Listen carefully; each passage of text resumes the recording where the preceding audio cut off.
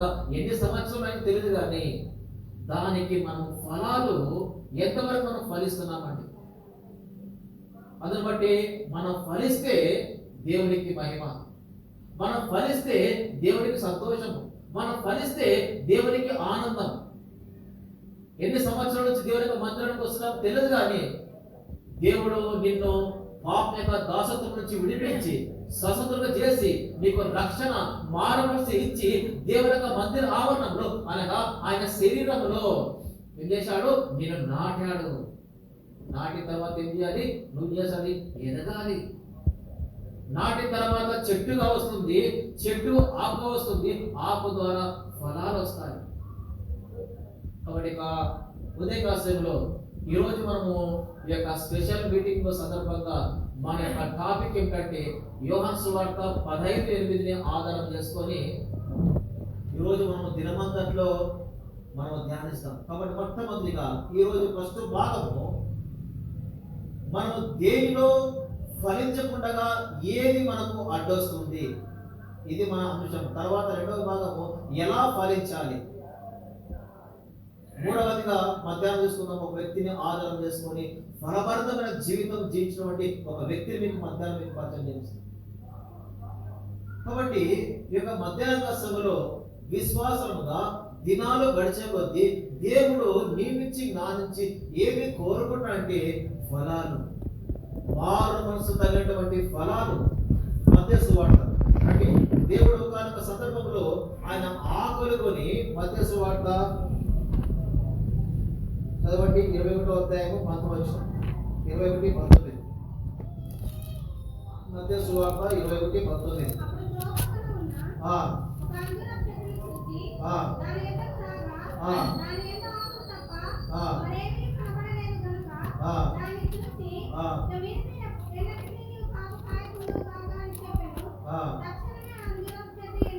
చాలండి, మీరు గమనించినట్లయితే మధ్య సువార్త 21వ అధ్యాయము 19 యేసు క్రీస్తు వారు ఒకానొక సందర్భంలో శిష్యులతో పాటు ఆ యొక్క అరణ్య మార్గంలో వెళుతున్నప్పుడు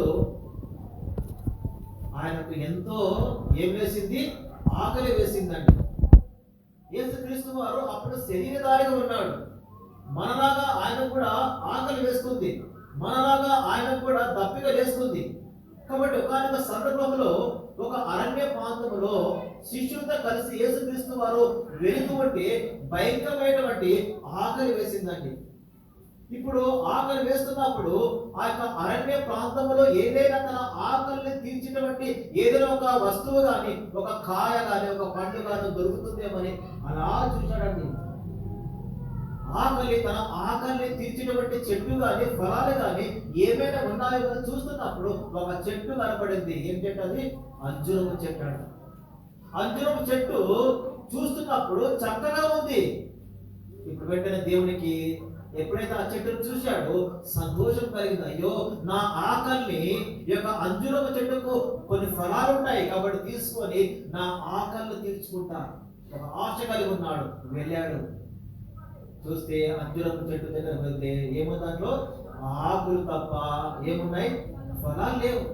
వెతికాడు, మొత్తం చూసి వెతికాడు కానీ ఒక్క ఫలము కూడా లేదండి.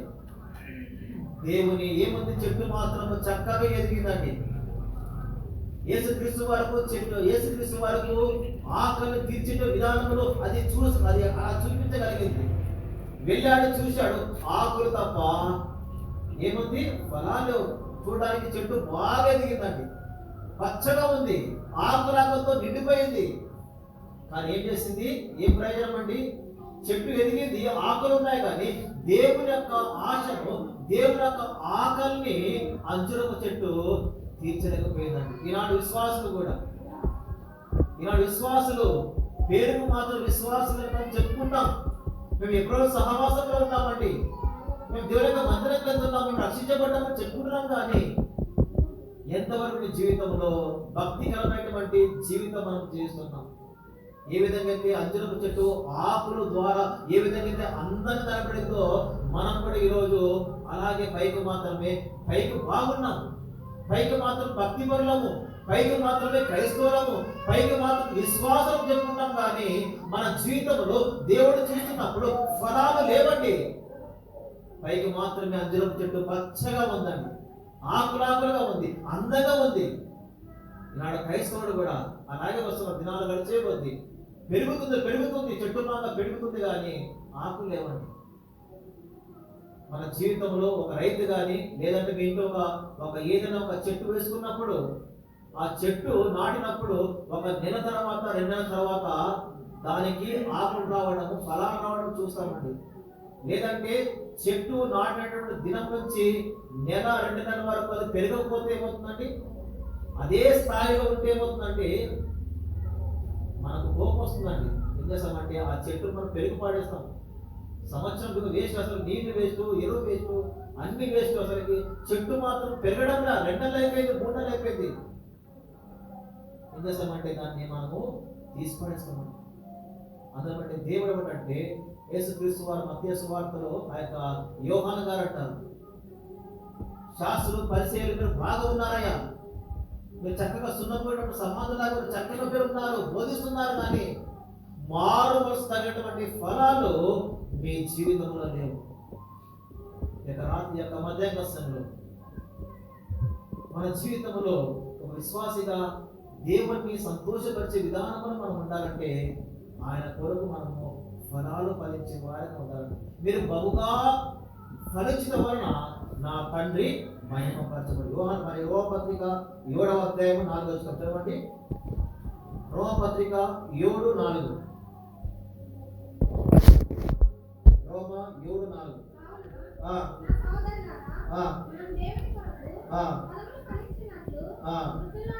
చాలా దేవుని కొరకు మనం ఫలాలు ఫలించాలంటే దేవుని కొరకు ఫలాలండి. దేవుని కొరకు మనం ఫలాలు ఫలించే వారిగా ఉండాలి. దినాలు గడిచే కొద్దీ మన జీవితంలో దేవుణ్ణి ఆకలి తీర్చేటువంటి విధానంలో మన జీవితం ఉందా? మన ద్వారా ఫలాలు వస్తున్నాయా? కారణం ఏమిటి? ఇలాంటి చాలా మటుకు బొడ్డు బాగా స్థితి అండి. పైకి మాత్రం భక్తి ఉన్నాయి, అన్నీ ఉన్నాయి, మధ్యాహ్నానికి వస్తున్నాము, దేవుని యొక్క వాక్యం వింటున్నాము, అన్నీ చేస్తున్నాం, కానీ ఆత్మీయంగా మన జీవితంలో దేవుని ఆకలి తీర్చినటువంటి విధానంలో మన జీవితము మన ద్వారా ఫలాలు రాలేకపోతున్నాయి.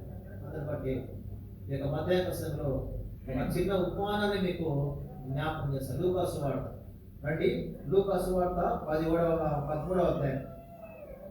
లూకా సువార్త 13వ అధ్యాయము నేను చదువుతాను రండి. 6వ వచనం నుంచి 9వ వచనం, 6 నుంచి 9. మరియు ఆయన వారితో ఈ ఉపమానము చెప్పాను. ఒక మనుషునికి ద్రాక్ష తోటలో అంజూరపు చెట్టు ఒకటి నాటబడి ఉండేను. అతడు దాని పండ్ల వెనుక వచ్చినప్పుడు ఏమీ దొరకలేదు కనుక అతడు, ఇదిగో 3 ఏళ్ల నుండి నేను అంజూరపు చెట్టును పండ్లు వెతుకుచున్నాను, కానీ ఏమీ దొరకలేదు. దీనిని నరికివేయము, దీని వలన ఈ భూమి ఎలా వ్యర్థమైపోవాలని ద్రాక్ష తోట మాలతో చెప్పాను. అయితే వాడు, అయ్యా, నేను దాని చుట్టూ త్రావి ఎరువు వేయమట్టుకు ఈ సంవత్సరం కూడా ఉండనేమో, అది ఫలించినా సరే లేని ఎడల నరికి వేయము. మనకందరికీ తెలిసినటువంటి భాగమే. ఇక్కడ తోట యజమానుడు తోట మాలికి సంబంధించినటువంటి సంభాషణ అండి.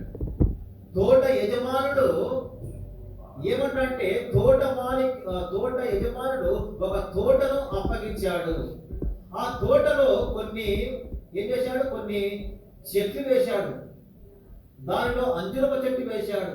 ఈ యొక్క అంజూరపు చెట్టును ఆ తోట మాలికి అప్పగించాడు. అప్పగించిన తర్వాత ప్రతి సంవత్సరము తోట యజమానుడు వస్తున్నాడండి.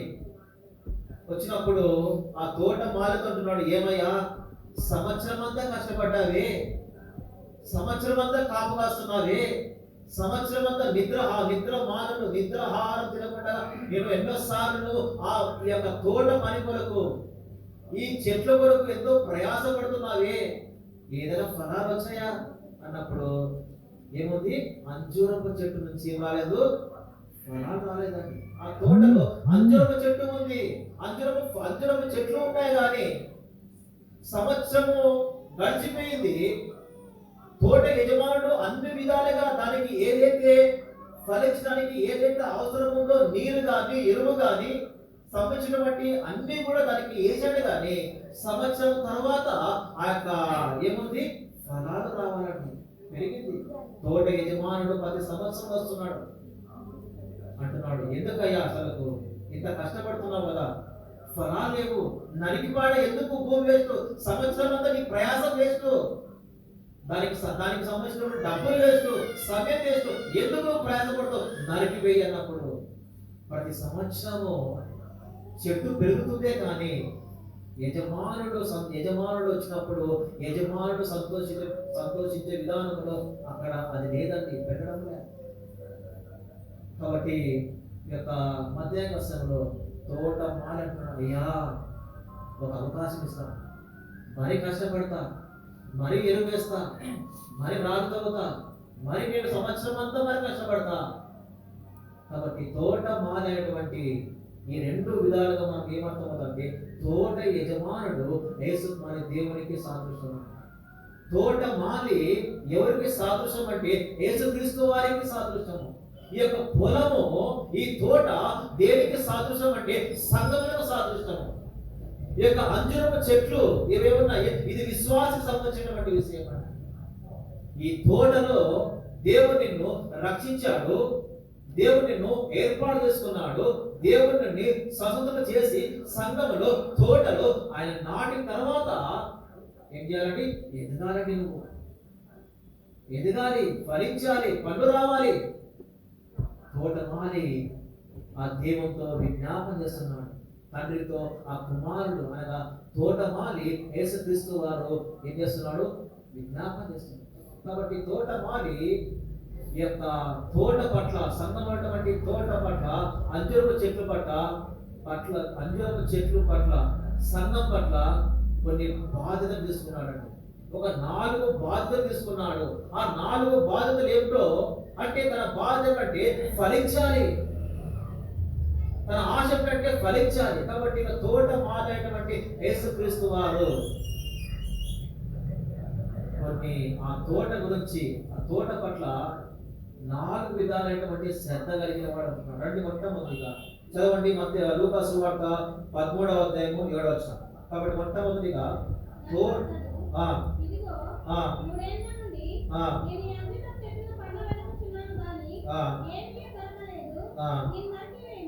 చాలా మీరు గమనించినట్లయితే లూకా సువార్త 13:7 ఉందంటే ఇప్పుడు తోటమాలి మొట్టమొదటిగా మనం ఏం అర్థం చేసుకోవాలంటే తోటమాలి ఆ యొక్క అంజూరపు చెట్ల పట్ల చింత కలిగిన వాడు.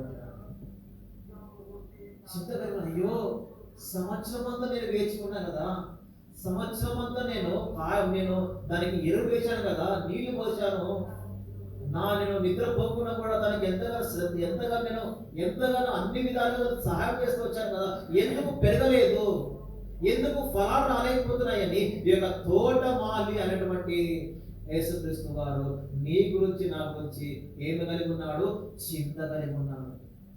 సంవత్సరాలు గడిచిపోతున్నాయి, ప్రతి సంవత్సరము దేవుడు నీ నుంచి నా నుంచి ఏమి ఆశిస్తున్నాడంటే ఫలాలు వస్తాయేమో. కాబట్టి మొట్టమొదటిగా ఈ తోటమాలి ఆ తోట పట్ల అనగా ఆ యొక్క అంజూరపు చెట్ల పట్ల విశ్వాసం పట్టే దేనికి సాదృశ్యం అంటే అంజూరపు చెట్లు విశ్వాసులకు సాదృశ్యం. చింత కలిగి ఉన్నాడు, నాలో ఏమైనా తప్పు ఉందా, నా కష్టమంతా నేను దానికి చేశాను కదా. ఇంకా మీకు అర్థం కావాలంటే యెషయా గ్రంథము చదవండి 5వ అధ్యాయం. ఇంకా మీకు అర్థం కావాలంటే యెషయా గ్రంథము 5వ అధ్యాయము 4:3 చదవండి.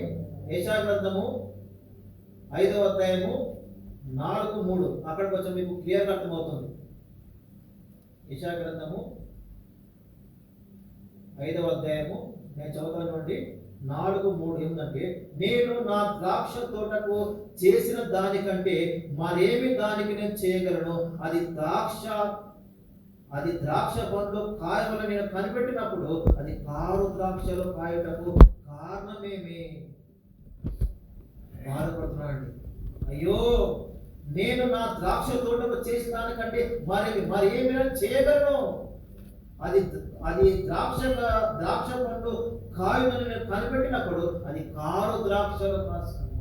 తోటమాలి ఎంతగానో బాధపడేవాడుగా, తోటమాలి ఎంతగానో చింతించేవాడిగా ఉంటున్నాడు. కారణము మనం ఫలించలేకపోతున్నాం. సంవత్సరాలు గడుస్తున్నాయి, 2 సంవత్సరాలు, 3 సంవత్సరాలు, 4 సంవత్సరాలు దేవుని యొక్క మందిరం ఉన్నాము, కానీ చెట్టు ఎదగలేకపోతుందండి.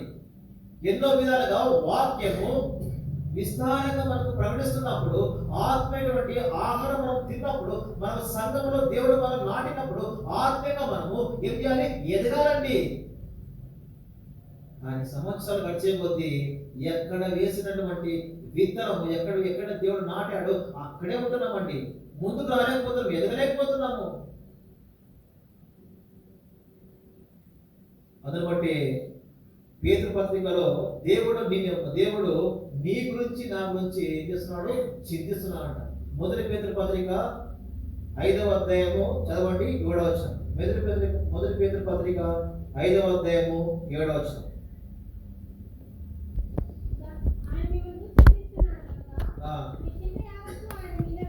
చాలండి. కాబట్టి దేవుడు అంటే ఆయన మిమ్మల్ని గురించి చింతిస్తున్నాడు. ఎందుకు చింతిస్తున్నాడు? ఆయన దేవుడు కదండి. దేవుడికి బాధ ఉంటుందా? దేవుడికి దుఃఖం ఉంటుందా? దేవుడు మన గురించి చింతిస్తాడంటే చింతిస్తాడు. ఎందుకంటే తన స్వరక్తంతో మనల్ని కొన్నాడండి. తన స్వరక్తంతో మనం రక్షించుకున్నాడు, మానవసించాడు, సంఘంలో మనల్ని నాటాడు.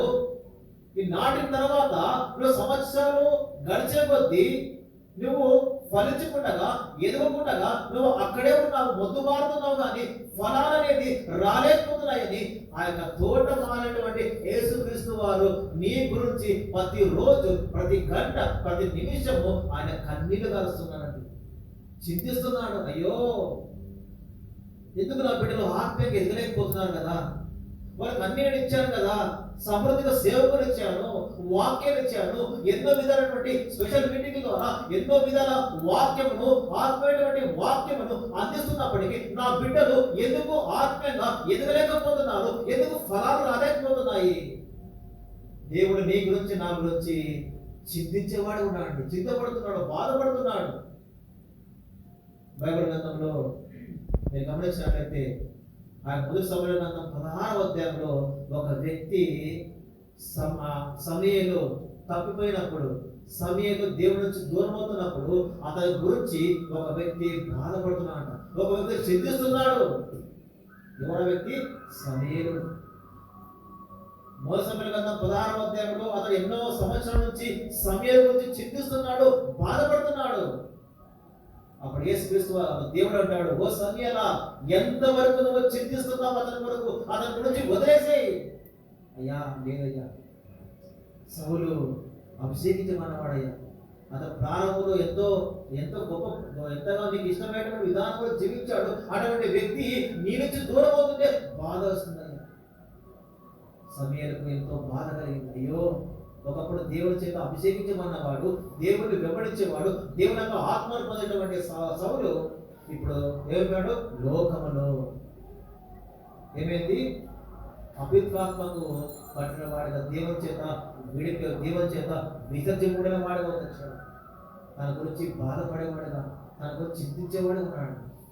ఒకటి మొట్టమొదటిగా ఇక తోటమాలి ద్రాక్ష అంజూరపు చెట్లు ఫలాలు రాకపోవడానికి కారణము అతను చింతిస్తున్నాడు, బాధపడుతున్నాడు.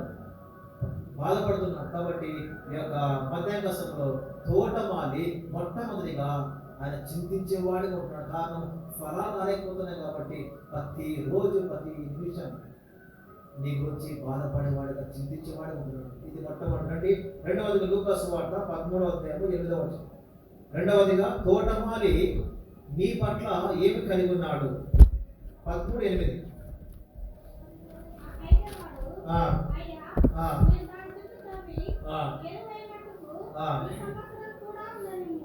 చాలా గమనించినట్లయితే రెండవదిగా ఈ తోటమాలి శ్రద్ధ కలిగినాడు. తోటమాలి శ్రద్ధ కలిగిన వాడండి. మొట్టమొదటిగా చింత కలిగిన వాడు. అయ్యో, ఎందుకోసము ఫలాలు రాలేకపోతున్నాయని దాని పట్ల చింత కలిగిన వాడు. రెండవదిగా, అయ్యా, ఒకసారి అవకాశం ఇస్తామయ్యా, మరొకసారి నేను ఏం చేస్తాను? శ్రద్ధ చూపిస్తాను, మరొకసారి దానికి ఎరువు వేస్తా, ఒక సంవత్సరం చూస్తాము, దానికి నీళ్లు పోస్తాము, మందు వేస్తాము, మరొకసారి కష్టపడతా అంటే తోటమాలి ఏం చేస్తాడు? శ్రద్ధ తీసుకుంటున్నాడు. తోటమాలి ఆ తోట పట్ల, ఆ యొక్క అంజురపు చెట్ల పట్ల మరొకసారి అవకాశాన్ని తన యజమాని చేత సమయాన్ని తీసుకొని ఇప్పుడు అంటే శ్రద్ధ కలిగినాడు. అయ్యా మరొకసారి నేను బాగా కష్టపడతా, ఈ సంవత్సరం అంతా నేను కష్టపడతా, దానికి నీళ్లు పోస్తా, నేను దానికి సంబంధించినటువంటి ఎరువు వేస్తా అంటే మనం రెండవదిగా ఏమి అర్థం చేసుకోవాలంటే ఈ యొక్క తోటమాలి రెండవదిగా దాని పట్ల, తోట పట్ల శ్రద్ధ కలిగిన వాడు. రండి, అదే యెషయా గ్రంథము 5వ అధ్యాయము 2వ వచనం. యెషయా గ్రంథము 5వ అధ్యాయము 2వ వచనం. యెషయా గ్రంథము 5:2.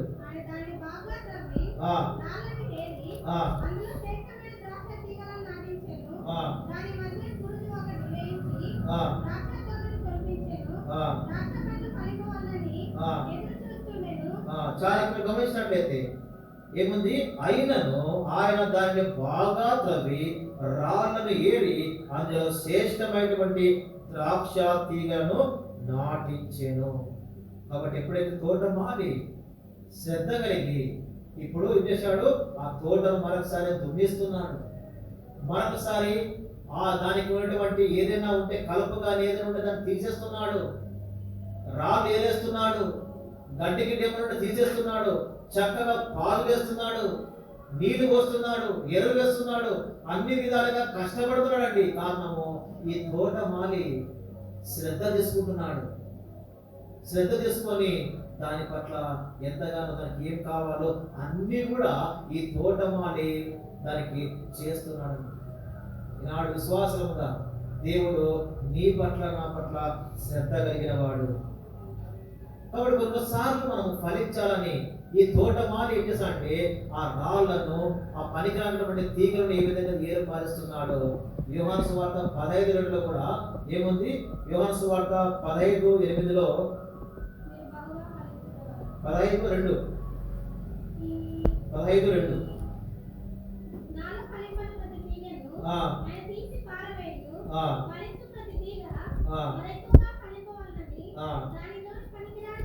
ఇదండి. కాబట్టి అనేక సార్లు జీవితంలో దేవుడు మనం ఫలించాలంటే కొన్నిసార్లు దేవుని యొక్క వాక్యం ద్వారా మాట్లాడుతున్నప్పుడు ఏం చేసుకోవాలి? అవన్నీ మనము తీసివేసుకోవాలి.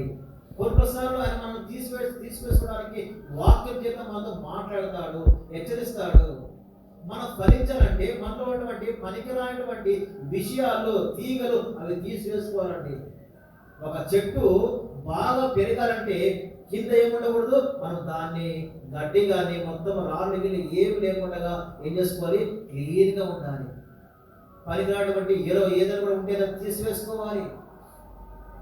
తోటమాలి ఏం చేశాడంటే శ్రద్ధ కలిగిన వాడు. శ్రద్ధ కలిగి దానికి ఏం చేస్తున్నాడు? నీళ్లు పోస్తున్నాడు, అన్ని విధాలుగా బాధించుకుంటున్నాడు. కాబట్టి రెండవదిగా తోటమాలి మన పట్ల ఎటువంటి బాధ్యత తీసుకున్నాడంటే ఆయన శ్రద్ధ కలిగిన వాడు మన పట్ల. మొట్టమొదటిగా ఆయన నీ గురించి చింతించేవాడు ఉంటున్నాడు. రెండవదిగా నీ పట్ల శ్రద్ధ తీసుకొని మరొకసారి నువ్వు ఫలించాలని ఏం చేస్తున్నాడు? ఆత్మీయటువంటి ఆహారము వాక్యం చేత మరొకసారి నీకు బోధిస్తున్నప్పుడు మనం ఫలిస్తున్నామా? ఏం చేశాడు? దానికి కావాల్సినటువంటి ఎరువు, రాళ్లను, గురువు అన్ని తీసుకుని దానికి మరీ ఇస్తున్నాడండి. పోయిన సంవత్సరం ఏదైతే కష్టపడ్డాడో ఈ సంవత్సరం కూడా ఆ తోటమాలి ఫలించడానికి అన్ని విధాలుగా సహకారం అందిస్తున్నాడు, అన్ని విధాలుగా కష్టపడుతున్నాడు. అంటే మూడవదిగా చూద్దాం తోటమాలి మన పట్ల ఎటువంటి బాధ్యత తీసుకున్నాడు. లూకా సువార్త 18వ అధ్యాయము 8వ వచనం.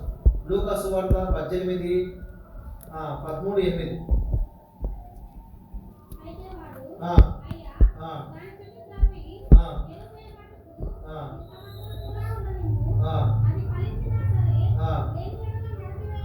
చాలా మనం గమనించినట్లయితే మూడవదిగా ఈ తోటమాలి అంటే ఎవరంటే మనం అర్థం చేసుకోవాలి, యేసుక్రీస్తు వారి.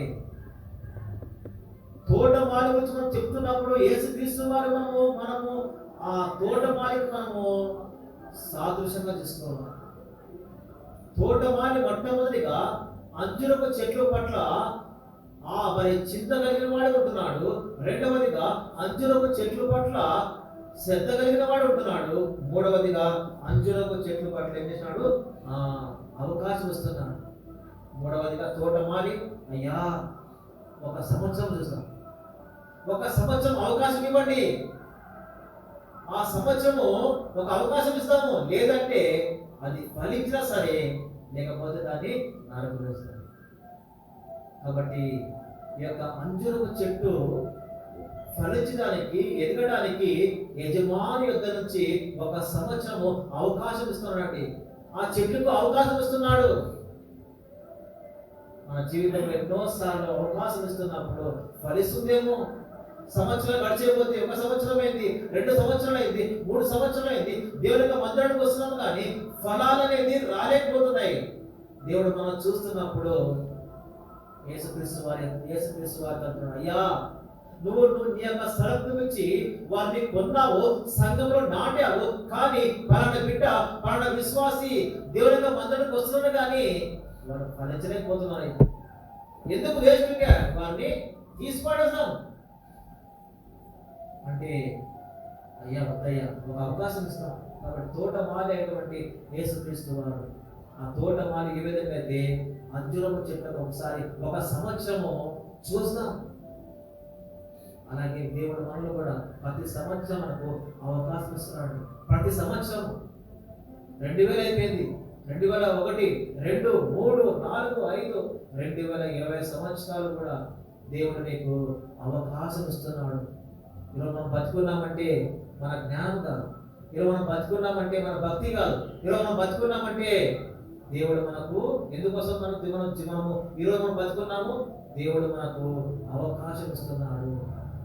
దేవుడు మరొకసారి మన జీవాన్ని పొడిగించాడు. కారణం తెలుసా? నువ్వు ఫలించాలని, నువ్వు ఫలిస్తావేమని దేవుడు చేస్తున్నట్టే మరొకసారి ఈ యొక్క దినాన్ని నీకు పొడిగించాడు, ఒక అవకాశం ఇస్తొచ్చాడండి. దేవుడు అవకాశం ఇస్తున్నప్పుడు ఆ అవకాశాన్ని మనం చేసుకోవాలి, స్వవినియోగపరచుకోవాలి. దేవుడు మనకు అవకాశం ఇస్తున్నప్పుడు ఏం చేయాలి? దేవుడి యొక్క వాక్యం ద్వారా, ఆత్మైనటువంటి వాక్యం ద్వారా మనము తీసుకొని మనం దేవుని కొరకు ఫలభరితంగా జీవించాలి, దేవునికి ఫలించే వారంగా ఉండాలండి. అలా కాదంటే సంవత్సరాలు గడిచే కొద్దీ మనలో ఆత్మైనటువంటి ఫలాలు రాకపోతే దేవుని యొక్క ఉగ్రతను పాత్రవుతాం. కాబట్టి మూడవదిగా తోటమాలి అవకాశం ఇస్తున్నాడు. చూస్తాం, ఒక సంవత్సరం చూస్తాం. ఎంతవరకు చూశాడు? 3 సంవత్సరం వరకు చూశాడు. 3 సంవత్సరం చూసినప్పుడు తోట యజమానుడు వచ్చాడు, ఓ తోటమాలి 3 సంవత్సరంలో నీ మాట ప్రకారము 3 సంవత్సరంలో నీకు సమయం ఇచ్చా, 3 సంవత్సరాలు చూశాను, ఆ దారి నుంచి ఫలాలు రాలేదు. 3 సంవత్సరం నుంచి నీళ్లు వేస్ట్, ఎరువు వేస్ట్, నీ సమయం వేస్ట్, ఇక నరకేసే. అయ్యా 3 సంవత్సరాలు అయిపోయింది, నువ్వు 1 సంవత్సరం చూస్తావు. తండ్రి చేత విన్నవించుకున్నాడు. కాబట్టి దేవుడు మనకు అవకాశం ఇస్తున్నప్పుడు, ఎప్పుడు రాసిన పత్రిక 12 వచనంలో ఒక వ్యక్తికి దేవుడు అవకాశం ఇచ్చాడు. ఏశావునకు దేవుడు అవకాశం ఇస్తున్నప్పుడు ఏశావు ఆ అవకాశాన్ని స్వవినియోగపరచలేకపోయాడు. సమయమంతా దేవుడు అవకాశం ఇస్తున్నప్పుడు, దేవుడు మాట్లాడుతున్నప్పుడు, దేవుడు హెచ్చరిస్తున్నప్పుడు మారు మనసు పొందలేదు, దేవుడు యొక్క మాటకు విధేయత చూపించలేదు. ఇప్పుడు సమయం అంతా అయిపోయిన తర్వాత, అవకాశాలు ఇచ్చిన తర్వాత ఇప్పుడు చివరికి వచ్చి ఏడుస్తున్నాడు. ఏముంది అక్కడ? కన్నీళ్లు విడిచిచు, ఏశావు కన్నీళ్లు విడిచిచు శ్రద్ధతో దాని కొరకు శ్రద్ధగా వెతికిలను మారు మనసు పొందకుండా దేవుడు అతని నుంచి తీసివేశాడు. చాలా జాగ్రత్తగా ఉండాలి.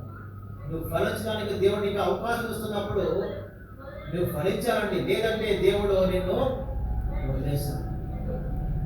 చాలా జాగ్రత్తగా ఉండాలి. ఏశావు అప్పుడు ఏడుస్తున్నాడు, కానీ మారు మనసు పొందకుండా ఏశావు త్రోసివేయబడ్డాడు.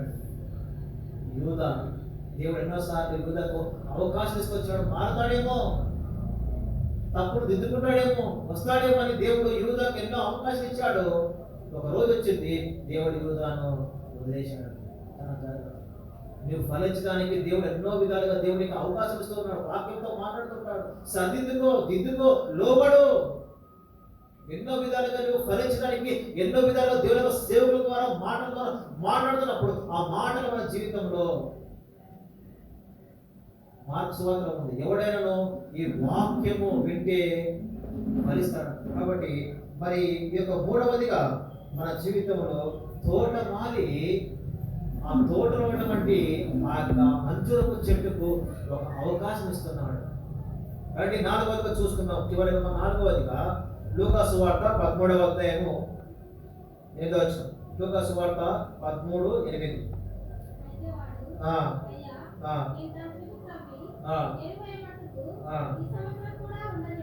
చాలా మనం గమనించినట్లయితే లూకా సువార్త 13వ అధ్యాయము 8వ వచనంలో ఏముందంటే ఈ తోటమాలి నాలుగవదిగా విజ్ఞాపన చేస్తున్నాడు.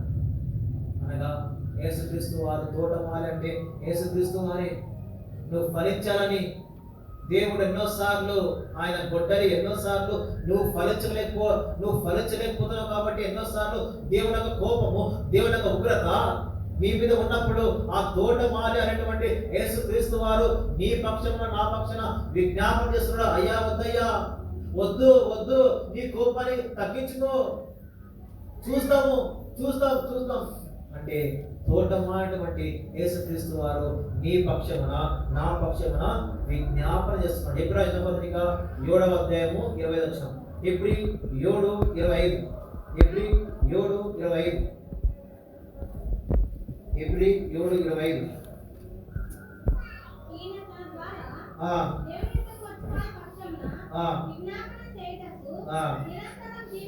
చాలండి. కాబట్టి యేసుక్రీస్తు వారు మధ్యవర్తిగా ఆయన నిరంతరము నీ పక్షమున నా పక్షమున విజ్ఞాపన చేసేవాడు ఉంటున్నాడు. అయ్యా వద్దు, నీ కోపానికి చూపించవద్దు.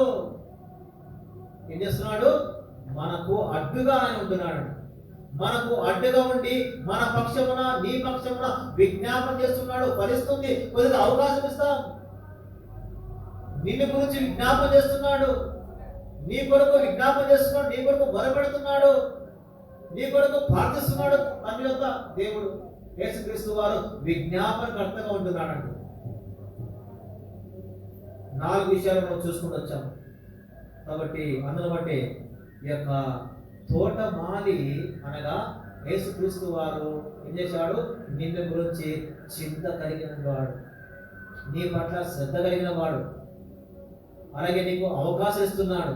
తర్వాత నీ పక్షమున దేవునికి విజ్ఞాపన ప్రార్థన చేస్తున్నాడు. కారణము నువ్వు ఫలించాలని, నువ్వు ఎదగాలని, నువ్వు గొప్పగా మారాలని, నీ నుంచి దేవుడు ఆశించేది ఫలాలు కోరుకు దేవుడు ఆశిస్తాడని దేవుడు ఎన్నో విధాల తోటమాలి కష్టపడుతున్నాడు. శ్రద్ధ కలిగిన వాడు చింతిస్తున్నాడు, అవకాశం ఇస్తున్నాడు. దేవుడి యొక్క సన్నిధిలో ఆయన మొరపెడుతున్నాడు. అయినప్పటికీ ఈనాడు చాలా మటుకు సంవత్సరం గడిచే కొద్దీ ఆత్మీయంగా మనము వయసు పెరుగుతుందే కానీ మనము ఆత్మీయంగా మనము ఎదగలేకపోతున్నామండి. ఒక్క ఫలం కూడా రాలేకపోతుంది. ఆకలి మాత్రం పెరిగాయి, భక్తి మాత్రం ఉంది. మన జీవితంలో దేవుని యొక్క ఆకలి తీర్చే విధానంలో మన జీవితం లేదండి. మనం ఎవరమంటే అంజూరపు చెట్ల మాదిరిగా ఉన్నాం. ఆకలి ఉన్న మన జీవితంలో భక్తి ఉంది, మందిరానికి వస్తున్నాము, దేవుని ఆరాధిస్తున్నాము, బలలో పాల్గొంటున్నాము. కానీ ఆత్మీయమైన విషయాలలో ఆ ఫలాలు మన జీవితంలో రాలేకపోతున్నాయి. దేవుని ఆకలిని తీర్చే విధానంలో మన జీవితాలు లేవండి. ఎన్నోసార్లు దేవుడు 10 సంవత్సరం, ఎన్నోసార్లు పనాడు బిడ్డ ఎన్నోసార్లు మన ఇంటికి వచ్చినప్పుడు ఎదుగుతున్నాడు. ఉన్నావేమో చూస్తున్నప్పుడు ఏమి దొరకడం లేదు. కాబట్టి మన జీవితంలో మీరు బహుగా ఫలించడం వలన నా తండ్రి మహిమ. మన జీవితంలో మన ద్వారా ఫలాలు వస్తే దేవునికి సంతోషం, మన ద్వారా ఫలాలు వస్తే దేవునికి మహిమ, మన ద్వారా ఫలాలు వస్తే దేవునికి ఎంతగానో ఆనందం అండి. కాబట్టి ఈ యొక్క మధ్యాహ్న సమయంలో 4 విషయాలు మనము చూసుకుని వచ్చాము. కాబట్టి సంఘం అనగా తోట మాలి, ఆ తోట మాలి తోటలో ఉన్నటువంటి ఆ పండ్లు, ఆ చెట్లు ఎదగడానికి, ఫలించడానికి తోట మాలి ఎటువంటి శ్రద్ధ కలిగి ఉన్నాడు, ఏ విధంగా చింత కలిగి ఉన్నాడు, ఏ విధంగా అవకాశం ఇస్తున్నాడు, ఏ విధంగా దాని పట్ల శ్రద్ధ కలిగి దేవునికి విజ్ఞాపన చేస్తున్నాడు. అన్ని విధాలుగా చేస్తున్నాడండి. కానీ ఆ అంచెల చెట్టు ఎదగలేకపోతున్నాడు. అన్ని విధాలుగా దేవుడు ఎన్నో విధాలుగా మనకు సమృద్ధిగా వాక్యమును, సేవకులను, మాట, స్పెషల్ మీటింగ్ అన్ని పెట్టినప్పటికీ మన జీవితంలో ఎదగలేకపోతున్నాం. అందును బట్టి పౌలు దళితులటువంటి విశ్వాసం అంటాడు, ఓ దళిత విశ్వాసులారా, మీరు ఆత్మానుసారంగా ప్రారంభించి శరీరాసరంగా మీరు నడుచుకుంటున్న ప్రారంభంలో మీరు బాగుపడ్డారు. రక్షించబడిన తొలి దినాల్లో ఎన్నో ఫలవంతమైన జీవితం జీవించారు. దినాలు గడిచే కొద్దీ మీరు ఫలాలు రాలేకపోతున్నాయి, ఎదురలేకపోతున్నాయి. మీరు ఆత్మైనటువంటి ఆహారం తినాలి, కానీ ఇక మీరు పసిపిల్లలాగా ఉన్నారు. మీరు ఫలాలు రాలేకపోతున్నాయి. ఒక తండ్రిగా ఈ యొక్క పౌలు సంఘం పట్ల ఏమన్నాడు, శ్రద్ధ కలిగిన వాడు ఉన్నాడు. కాబట్టి 5వదిగా ముగించే ముందు లూకా సువార్త 13వ అధ్యాయం 9వ వచనం. లూకా సువార్త 13:9. చాలండి. 5వదిగా తోటమాలి, 5వదిగా ఏమి కలిగి ఉన్నాడు, నిరీక్షణ కలిగి ఉన్నాడు. ఇప్పుడు కష్టపడ్డాడు, నీళ్లు పోశాడు, చక్కగా దున్నాడు, కలుపు తీశాడు, ఎరువు వేశాడు, అన్ని వేశాడు. ఇప్పుడు మనకేముంది, ఒక నిరీక్షణ ఉంది. వచ్చే సంవత్సరము ఇది వెతుకుతుంది, వచ్చే సంవత్సరము ఫలాలు వస్తాయని ఒక నిరీక్షణ కలిగి ఉన్నాడండి తోటమాలి నిరీక్షణ కలిగి ఉన్నాడు. యెషయా గ్రంథము ఆ యొక్క 5:2లో కూడా, యెషయా గ్రంథము 5:2లో కూడా ద్రాక్ష, చదవండి. యెషయా గ్రంథము 5వ అధ్యాయము 2వ వచనంలో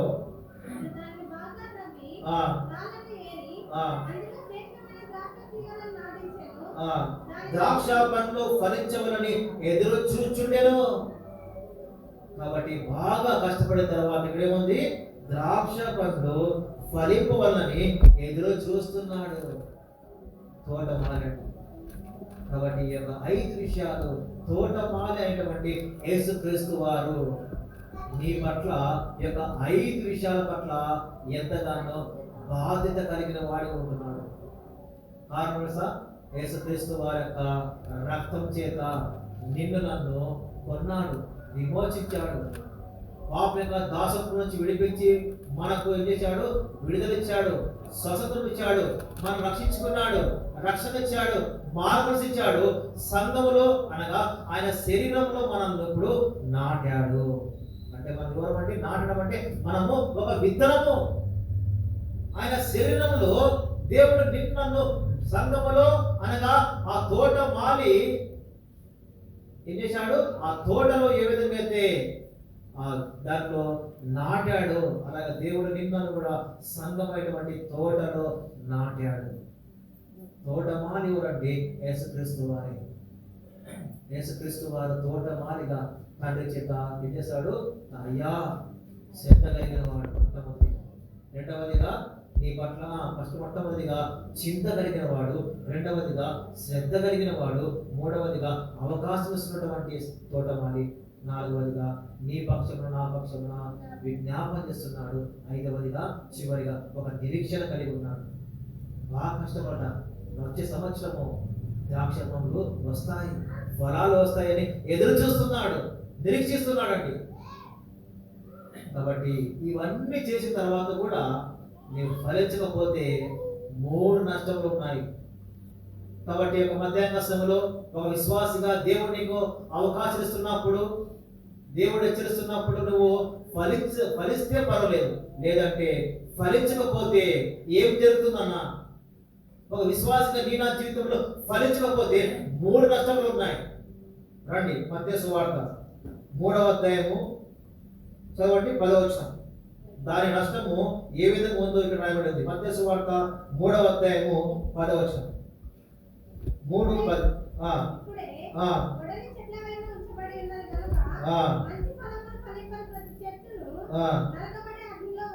చాలండి. కాబట్టి దేవుడు నువ్వు ఫలిస్తే పర్వాలేదు, లేదంటే ఫలించకపోతే ఇప్పుడే పొట్టని వేరున నరకడానికి రెడీగా ఉంది. నరకేస్తాడంట. ఎప్పుడైతే ఆయన ఆత్మగా మనం నరకేస్తాడో మన జీవితంగా అంతే అండి. కాబట్టి నువ్వు ఫలించకపోతే దాని యొక్క నష్టం ఏముంది? ఇప్పుడే గొడ్డలి వేరున నరకడానికి రెడీగా ఉంది, నరకడానికి రెడీగా ఉంది. రెండవదిగా రండి, యోహాను సువార్త 15:6. యోహాను సువార్త 15వ అధ్యాయము 6వ వచనం. యోహాను సువార్త 15:6.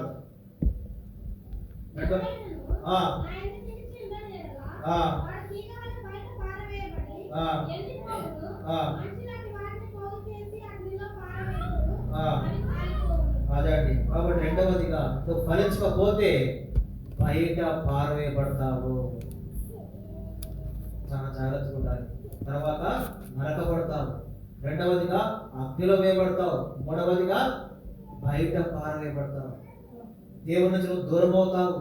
దేవుని యొక్క జీవము, దేవుని యొక్క సారం అనేది నీకు ఉండదు. కాబట్టి 3 నష్టములు ఉంటాయి.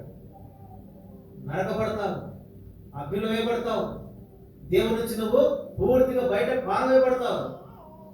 ఈ 4 నష్టములు ఎవరికి కలుగుతాయంటే, దేవుని జీవితంలో నువ్వు బహుగా ఫలించడం వలన దేవునికి మహిమ. నువ్వు దేవునికి అవకాశం ఇస్తున్నప్పుడు, దేవుడు మాట్లాడుతున్నప్పుడు నువ్వు ఆత్మైనటువంటి ఫలాలు ఫలించకపోతే ఏమవుతుందండి? 3 నష్టములు ఈ విధంగా నువ్వు కలిగి ఉంటావు. చాలా జాగ్రత్తగా ఉండాలి. కాబట్టి తోటమాలి అనగా యేసుక్రీస్తు వారు మొట్టమొదటిగా నువ్వు ఫలించాలని ఏం కలిగి ఉన్నాడు?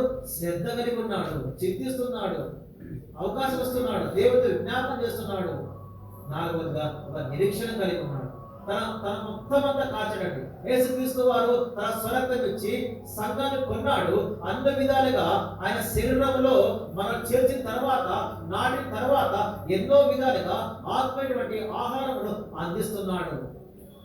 కొంతమంది బోధకుల ద్వారా, ప్రవక్తల ద్వారా ఎన్నో విధాలుగా ఎన్నో సార్లు వాక్యం మన జీవితంలో ఇస్తున్నప్పుడు మనం ఫలిస్తున్నామండి, ఆలోచించుకోవాలి. కాబట్టి మొట్టమొదటిగా ముగించేపోతాం. ఈ యొక్క మొట్టమొదటి బైబిల్ స్టడీలో మొదటి భాగంలో ఎందుకు మన జీవితంలో ఫలించలేకపోతున్నాము? తోటమాలినటువంటి యేసుక్రీస్తు వారు ఎంతగానో నీ పట్ల, నా పట్ల చింతించేవాడిగా, శ్రద్ధ కలిగిన వాడిగా, అవకాశం ఇస్తున్నప్పటికీ, దేవుడి చేత విజ్ఞాపన చేస్తున్నప్పటికీ, నిరీక్షణ కలిగినప్పటికీ మనం ఫలాలు ఫలించలేకపోతున్నాము, ఒడ్డుబారిపోతున్నాము. దేవుళ్ళను ఆకలిని తీర్చలేటువంటి స్థితిలో మనం ఉన్నామండి. దేవుని బాధపరిచే విధంగా, దేవుని దుఃఖపరిచే విధంగా మనం ఉంటున్నామండి. కాబట్టి ఈ యొక్క లేదంటే ఫలించినా సరే, లేకపోతే గొడ్డలి నరకడానికి రెడీగా ఉంది.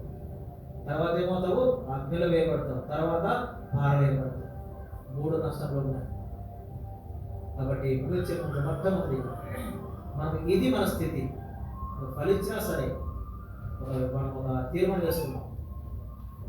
ఫలించడానికి ఏదైతే మన జీవితంలో దాన్ని మనం పొంది దేవుని ఆకలి తీర్చే విధంగా మన జీవితంలో ఉందాం. దేవునికి మహిమ తెచ్చే విధంగా, దేవునికి సంతోషం పెట్టే విధంగా, దేవుని ఆనందపరిచే విధంగా మన జీవితాలు మనము కట్టుకుందాం. దేవుని కొరకు, ఎవరి కొరకు అంటే ఫలాలు, దేవుని కొరకు మంచి ఫలాలు ఫలిస్తాం. గలతీ పత్రికలో ఉంది, ఆత్మైనటువంటి ఫలాలు 9 ఉన్నాయి. అలాంటి ఫలము మనం ఫలించే వారంగా, ఆత్మ ఫలములు, నీతి ఫలములు, జీవ ఫలములు, ఇవన్నీ మన జీవితంలో మనం కలిగి ఉంటాము. ఫలిస్తున్నామండి. ఒకసారి మనము పరీక్షించుకుందాం, పరిశీలన చేసుకుందాం. కాబట్టి నెక్స్ట్ 2వ సెక్షన్లో ఎలాగ ఫలించాలి అనేటువంటి టాపిక్తో మనము చూసుకుందాం. కాబట్టి ఈ యొక్క వాక్యం మనం ఆధారం చేసుకుందాం. మన జీవితంలో దినాలు గడిచే కొద్దీ ఒడ్డుబారి స్థితిలో ఉంటున్నామా? ఏ విధంగా ఉంటున్నాము? ఫలభరితమైన జీవితం జీవిస్తున్నామా?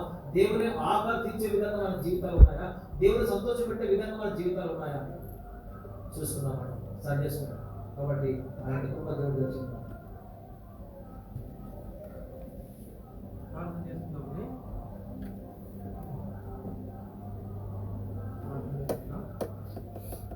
పేరులో ప్రార్థన చేస్తున్నాం.